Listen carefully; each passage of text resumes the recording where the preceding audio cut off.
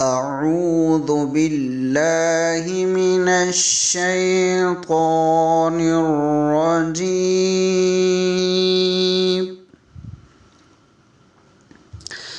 بسم الله الرحمن الرحيم.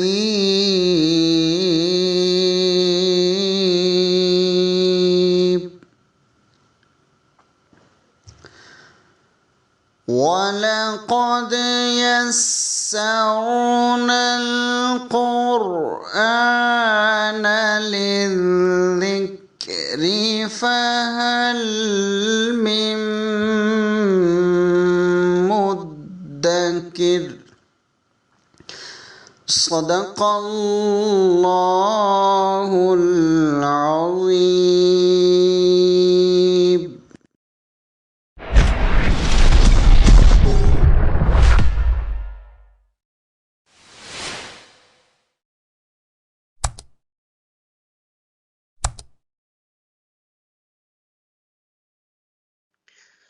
اعوذ باللہ من الشیطان الرجیم. بسم اللہ الرحمن الرحیم. قال ألم أقل لك إنك لن تستطيع معي صبرا. صدق اللہ العظیم.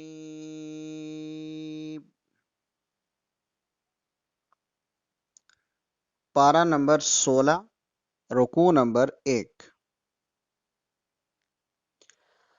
حضرت موسیٰ علیہ السلام اور حضرت خضر علیہ السلام کا یہ واقعہ ہے. فرمایا کہ موسیٰ علیہ السلام نے اپنے ساتھی یوشع بن نون سے کہا کہ ہم 2 دریاؤں کے سنگم تک جائیں گے، لیکن سنگم پر اپنی زادِ راہ مچھلی بھول گئے اور آگے بڑھتے رہے. مچھلی زندہ ہو کر دریا میں چلی گئی مگر موسیٰ علیہ السلام کو خبر نہ ہوئی. جب موسیٰ منزل مقصود سے آگے بڑھے تو انہیں تھکاوٹ محسوس ہوئی. ساتھی سے فرمانے لگے کھانا لاؤ، میں تو بہت تھک گیا ہوں. یہاں یوشع نے مچھلی کے زندہ ہو کر دریا میں جانے کا قصہ سنایا. موسیٰ علیہ السلام نے کہا کہ واپس چلو، وہی ہماری منزل ہے. وہاں پہنچے تو حضرت خضر ملے. حضرت موسیٰ نے ان سے حصول علم کی خاطر رفاقت کی درخواست کی. انہوں نے اس شرط پر قبول کی کہ میں جو کچھ بھی کروں آپ خاموش رہیں گے، مجھ سے سوال نہ کریں گے، میں خود حقیقت حال سے آگاہ کروں گا. دونوں چل پڑے اور ایک کشتی پر سوار ہوئے. حضرت خضر نے کشتی کو نقصان پہنچایا. حضرت موسیٰ بولے یہ کیوں کیا؟ ان لوگوں نے تو ہمیں رسوا کیا مگر آپ نے کشتی ہی توڑ دی. ان لوگوں نے تو کشتی پر سوار کروایا اور آپ نے ان کا نقصان کر دیا. حضرت خضر نے کہا کہ میں نے تم سے نہیں کہا تھا کہ تم صبر نہ کر سکو گے. حضرت موسیٰ نے بھول کی معذرت کر لی، پھر دونوں آگے چل دیے. راستے میں ایک لڑکا ملا. حضرت خضر نے اسے قتل کر ڈالا. حضرت موسیٰ بولے آپ نے برا کام کیا، ناحق ایک بے گناہ کو قتل کر دیا. حضرت خضر نے کہا میں نے آپ سے نہیں کہا تھا کہ آپ میرے ساتھ صبر نہ کر سکیں گے. پھر حضرت موسیٰ علیہ السلام نے کہا اگر میں نے آئندہ اعتراض کیا تو مجھے بالکل اپنے ساتھ نہ رکھیے. پھر یہ لوگ ایک بستی میں پہنچے. بستی والوں سے کھانا مانگا، انہوں نے کھانا دینے سے انکار کر دیا. یہاں ایک دیوار گرا چاہتی تھی، حضرت خضر نے اس کو سیدھا کر دیا. حضرت موسیٰ علیہ السلام نے کہا اگر آپ چاہتے تو ان سے مزدوری لے سکتے تھے مگر آپ نے مفت میں دیوار ٹھیک کر دی. اب حضرت خضر نے تینوں باتوں کی تعبیر بتلائی. فرمایا کشتی کو اس لیے نقصان پہنچایا کہ وہ اچھی تھی اور غریب ملاحوں کی تھی. ملک کا بادشاہ نئی کشتیوں کو اپنے قبضے میں لے رہا تھا. رہا لڑکے کا معاملہ جس کو میں نے قتل کیا تو وہ بڑا ہو کر اپنے ماں باپ کو کفر میں مبتلا کر دیتا. اللہ کریم چاہیں گے تو اس کی جگہ ان کو نیک بچہ عطا فرما دیں گے. اور جو میں نے دیوار بنائی وہ 2 یتیموں کی ملکیت تھی، اس کے نیچے ان کا خزانہ جمع تھا، وہ ایک نیک آدمی کے بیٹے تھے۔ رب تعالیٰ نے چاہا تو وہ یتیم بڑے ہو کر اپنا خزانہ نکال لیں گے، ان میں سے کوئی کام بھی میں نے اپنی مرضی سے نہیں کیا۔ رکوع نمبر 2۔ ذوالقرنین کا واقعہ یوں ہے کہ ہم نے اسے زمین میں حکمرانی عطا فرمائی تھی اور ہر طرح کا ساز و سامان مہیا کیا تھا۔ وہ فتوحات کے سلسلے میں پچھم کی جانب ایک مہم پر نکلے۔ وہ انتہائی مشرق میں جا پہنچے، انہیں ایسا محسوس ہوا کہ سورج ایک دلدل میں ڈوب رہا ہے۔ انہوں نے وہاں ایک قوم پائی۔ ذوالقرنین نے ان سے کہا کہ جو ایمان لائے اور اچھے کام کرے تو اس کے لیے ہم بڑی آسانیاں بہم پہنچائیں گے اور ظالموں کو سزا دیں گے۔ پھر وہ ایک مغربی مہم پر روانہ ہوئے۔ وہ لوگ بالکل کھلے میدان میں زندگی بسر کرتے تھے۔ پھر وہ ایک اور مہم پر روانہ ہوئے، یہاں تک کہ دو پہاڑوں کی دیواروں کے درمیان پہنچ گئے۔ وہاں انہوں نے دیکھا کہ ایک قوم آباد ہے جس کی زبان کوئی نہیں سمجھتا۔ اس قوم نے کہا، اے ذوالقرنین، یاجوج اور ماجوج اس ملک میں آ کر لوٹ مچاتے ہیں۔ کیا ایسا ہو سکتا ہے کہ آپ ان کے اور ہمارے درمیان ایک رکاوٹ بنا دیں؟ اس غرض سے ہم آپ کو ٹیکس دینے کو تیار ہیں۔ ذوالقرنین نے کہا، مجھے ٹیکس کی ضرورت نہیں، تم مزدوری مہیا کرو۔ پھر ذوالقرنین نے لوہے اور تانبے کی دیوار چن دی۔ اب ایسی دیوار بن گئی کہ یاجوج ماجوج نہ اس پر چڑھ سکتے تھے اور نہ سرنگ لگا سکتے تھے۔ ذوالقرنین نے کہا، جب قیامت آئے گی تو رب تعالیٰ اس دیوار کو ڈھا کر ریزہ ریزہ کر دے گا، اور جس روز قیامت آئے گی تو سمندر کی لہروں کی طرح ان قوموں میں سے ایک قوم دوسری قوم کے درمیان بہنے لگے گی۔ سور پھینکا جائے گا اور ساری قوموں کی بھیڑ اکٹھی ہو جائے گی۔ جن کی آنکھوں پر غفلت کے پردے پڑے ہیں وہ جہنم میں جھونک دیے جائیں گے۔ رکوع نمبر 3۔ کیا کافروں کا خیال ہے کہ وہ مجھے چھوڑ کر اوروں کو اپنا کارساز بنا لیں؟ ایسے لوگوں کے لیے ہم نے جہنم تیار کر رکھی ہے۔ یاد رکھو، سب سے زیادہ نقصان اٹھانے والے وہ ہیں جنہوں نے دنیا ہی کو اپنی کوششوں کا مرکز اور محور بنا لیا اور اس پر مگن رہے۔ ان کے عمل ضائع ہو گئے۔ ان کے مقابل ایمان لانے والوں کے لیے ٹھنڈی چھاؤں والے باغات ہیں۔ یاد رکھو، اگر تمام سمندر سیاہی بن جائے تو ان کی سیاہیاں ختم ہو جائیں گی، مگر میرے رب کے کلمات پورے نہ لکھے جا سکیں گے۔ آپ اعلان کر دیں کہ میں تم جیسا بشر ہوں، مگر مجھ پر وحی نازل ہوتی ہے۔ تم سب کا معبود وہ ایک ہی معبود ہے۔ جو شخص اپنے رب کی ملاقات کی آرزو رکھتا ہے، اسے چاہیے کہ اچھے عمل کرے اور اپنے رب کی عبادت میں کسی کو شریک نہ ٹھہرائے۔ رکوع نمبر 4 سے سورہ مریم کا آغاز ہو رہا ہے۔ 19 نمبر سورہ ہے، مکی ہے، جس کے 6 رکوع اور 98 آیات ہیں۔ اس سورہ مبارکہ کا آغاز حضرت زکریا کی اس دعا سے ہوتا ہے جو انہوں نے اپنے بڑھاپے اور بیوی کے بانجھ ہونے کے باوجود ایک فرزند کے لیے کی، جو ان کا اور خاندان یعقوب کا جانشین ہو۔ اللہ تعالیٰ نے ان کی دعا قبول فرما کر ان کو حضرت یحییٰ کی ولادت کی خوشخبری دی۔ یہ واقعہ حضرت مریم علیہ السلام کے واقعے کی تمہید ہے۔ ان واقعات میں یہ بتلایا گیا ہے کہ ان میں سے کوئی بھی نہ خدا تھا، نہ خدا کا بیٹا، بلکہ سب انسان تھے اور خدا کے پیغمبر تھے۔ رکوع نمبر 5۔ مریم علیہ السلام کا ذکر فرمایا گیا ہے کہ وہ جوان ہوئی تو فرشتہ انسانی شکل میں ان کے پاس آیا۔ ایک خوبرو جوان کو اس طرح اپنے سامنے کھڑا دیکھ کر حضرت مریم کہنے لگی، اگر تجھ میں ذرا بھی خوف خدا ہے تو میں تجھ سے اللہ کی پناہ مانگتی ہوں۔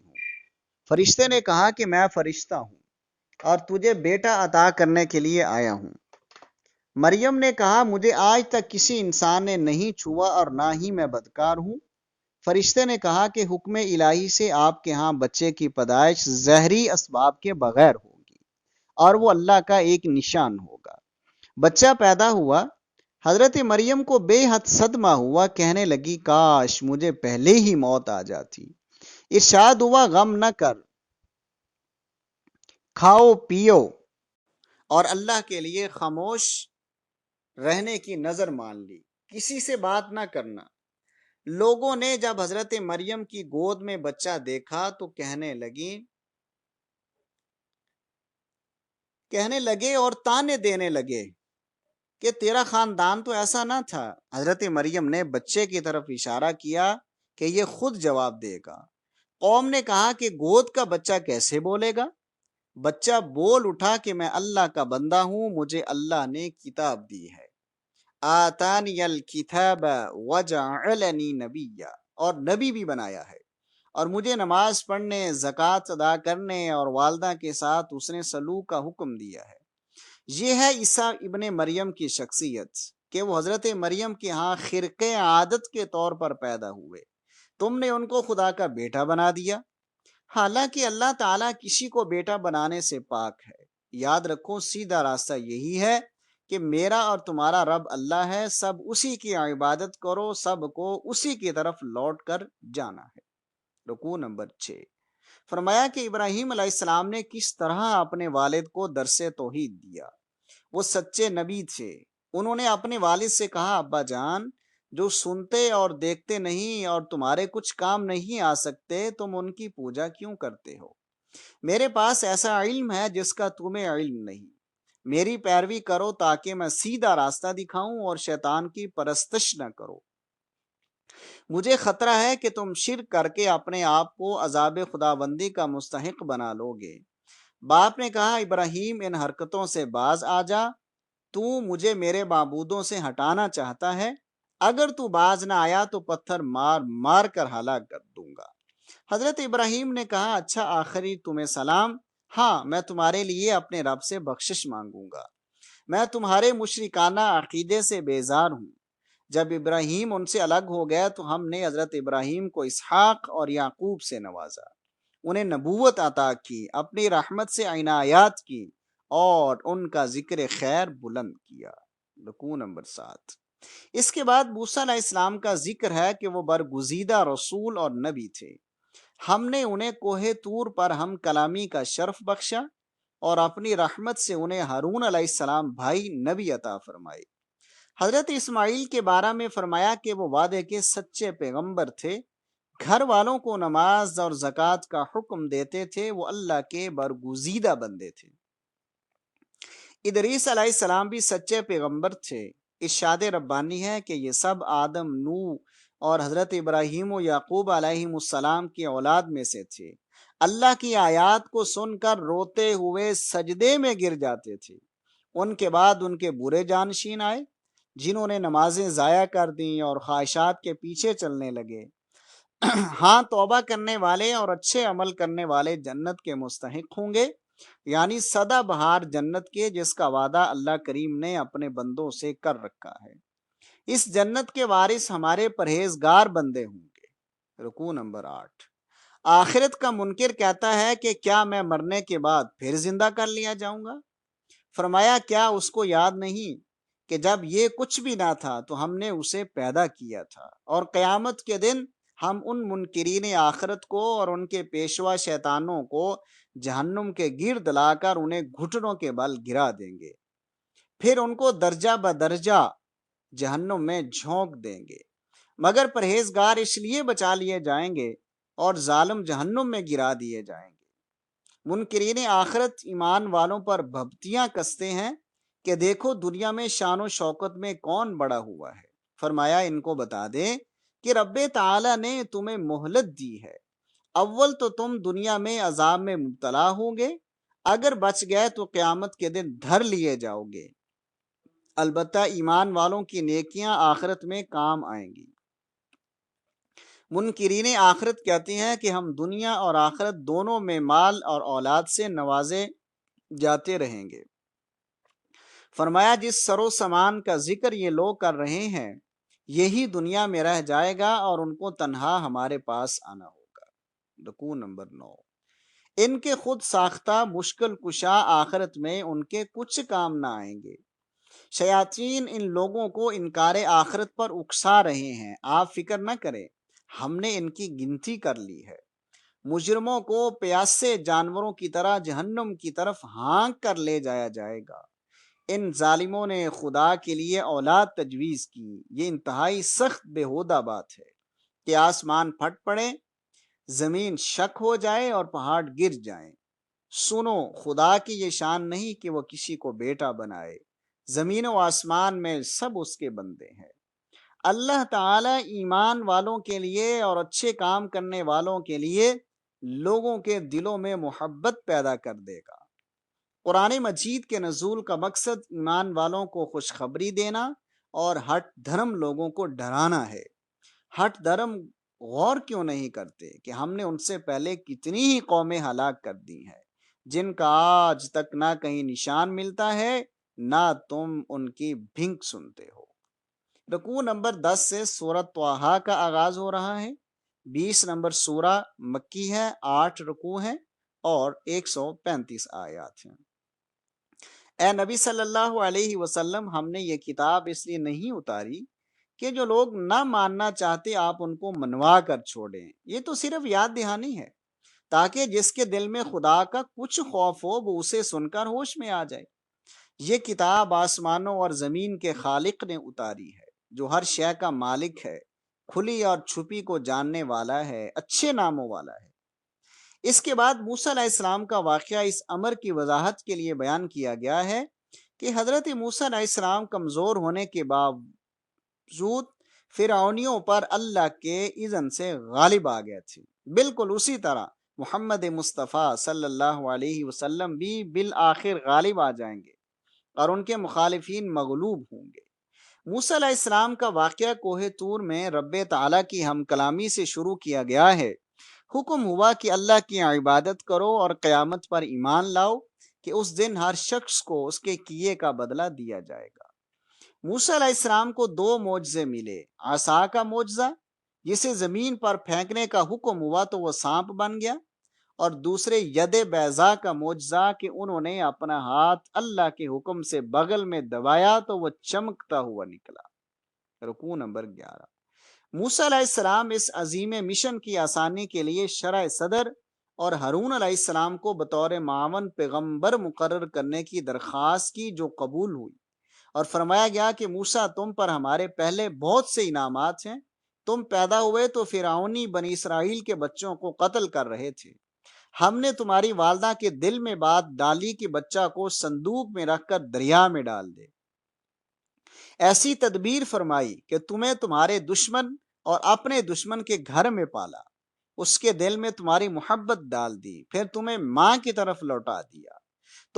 تم نے جوان ہو کر ایک شخص کو مار ڈالا، پھر ہم نے تمہیں غم سے نجات دی۔ اب فرعون کے پاس جاؤ، اسے نرمی کے ساتھ سمجھاؤ، قولا لینا لعلہ یتذکر او یخشی، اور اسے کہو کہ تمہیں اللہ کا رسول مان لے اور بنی اسرائیل کو تمہارے ساتھ بھیج دے۔ حضرت موسیٰ اور ہارون علیہ السلام فرعون کے پاس گئے اور اسے بتایا کہ میرا رب وہ ہے جس نے تمہارے لیے زمین کو بچھونا بنایا، آسمان سے پانی برسایا، پھر مختلف اقسام کے پیداوار پانی کے ذریعے نکالی، وہی سب کو موت سے ہمکنار کرے گا اور پھر اسی مٹی سے سب کو زندہ کر کے نکال لے گا۔ رکوع نمبر 12۔ فرعون نے موسیٰ علیہ السلام کی بات نہ مانی، ان سے کہنے لگا تم جادوگر معلوم ہوتے ہو، ہم تمہارا مقابلہ کریں گے۔ اس نے ملک بھر سے جادوگروں کو اکٹھا کر لیا، مگر موسیٰ علیہ السلام کے عصا نے جادوگروں کی تمام رسیاں اور لاٹھیاں کھا لی۔ یہ معجزہ دے کر جادوگر ایمان لے آئے۔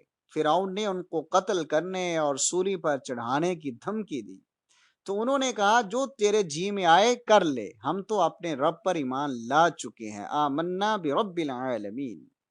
یہ تمہاری سزا تو عارضی ہے، مجرم آخر کار جہنم میں جائیں گے اور ایمان والے سدا بہار جنت میں ہمیشہ ہمیشہ کے لیے داخل ہوں گے۔